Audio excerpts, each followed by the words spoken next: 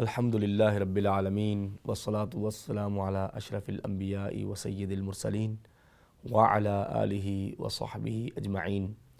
ناظرین، پروگرام جنت کا حصول، میں ہوں ڈاکٹر سمیع اللہ زبیری۔ ہم آج کے پروگرام میں جنت کی خوبیاں، خوبصورتیاں اور اہل جنت کا بیان پڑھیں گے اور بات کریں گے کہ جنت میں کون کون سی ایسی چیزیں ہیں جن کا ذکر سن کے ہمیں تمنا اور آرزو اور بڑھ جاتی ہے۔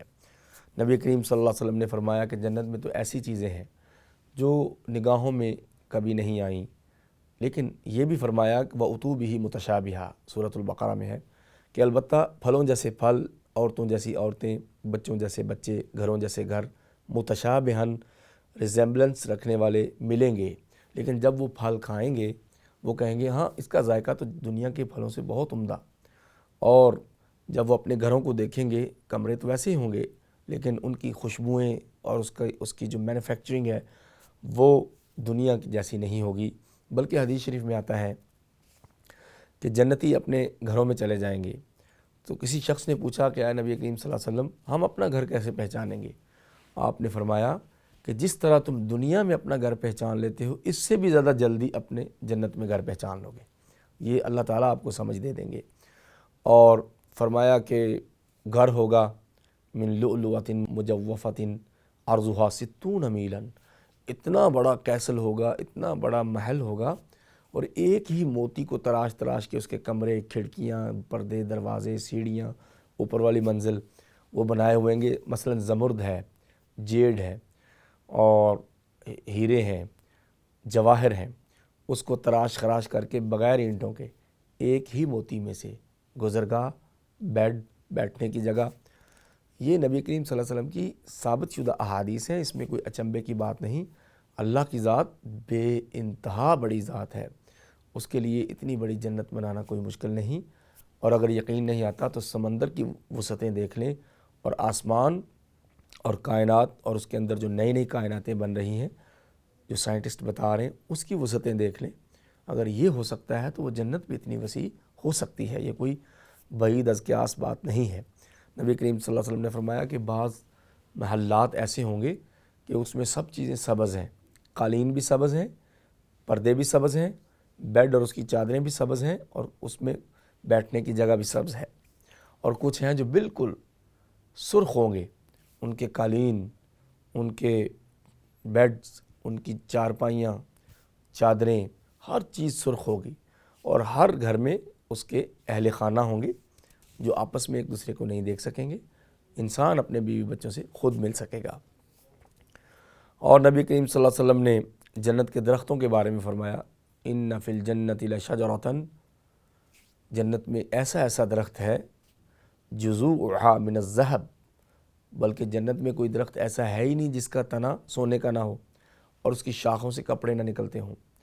اور آپ نے فرمایا جنت میں ایک ایسا درخت بھی ہے کہ 700 سال بھی اگر پیدل چلیں تو سایہ ختم نہیں ہوگا، اتنا بڑا درخت ہے جنت میں، اور اس کی شاخیں ہیں ذللت قطوفھا تذلیلا۔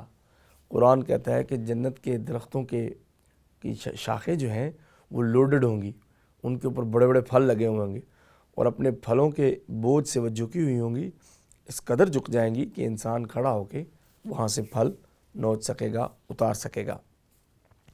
اور نبی کریم صلی اللہ علیہ وسلم نے فرمایا طوبی لمن رآنی ثم طوبی لمن آمن بی ولم یرانی، کہ اس کو بہت طوبی خوشخبری، جس نے مجھے دیکھ لیا وہ خوش قسمت ہے، اور اس کو ڈبل خوش قسمت جو مجھ پہ ایمان لے آیا لیکن اس نے مجھے دیکھا بھی نہیں۔ کیسی بات ہے؟ جیسے آپ نے فرمایا کہ آخری امت میں ایسے لوگ آئیں گے جو مجھے بہت عزیز ہوں گے، بھائیوں کی طرح۔ صحابہ نے پوچھا وہ کون؟ ہم آپ کے بھائی ہیں۔ آپ نے فرمایا تم میرے صحابہ ہو، وہ ہوں گے جو مجھے اتنے عزیز ہوں گے آپ سے بھی زیادہ، کہ جنہوں نے مجھے دیکھا بھی نہیں اور مجھ پہ ایمان لیا ہے۔ یہ ایک فضیلت والا جو ہے نا، صحابہ کا مقام ہم سے بڑھ کے ہے، لیکن یہ ایک باب میں نبی پاک نے فرمایا کہ انہوں نے دیکھا بھی نہیں پھر بھی مجھے مانتے ہوں گے، ایک چیپٹر میں ہمیں بتایا۔ اور آپ نے فرمایا اس کے لیے طوبیٰ ہے جس نے مجھے دیکھا بھی نہیں پھر بھی مومن ہوا میرا۔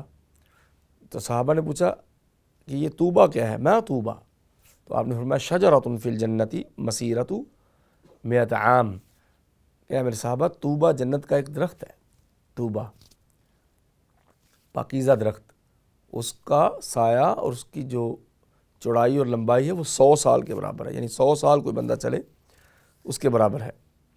اور نبی کریم صلی اللہ علیہ وسلم نے جنت کے چیمبرز، کمروں کے بارے میں بتایا۔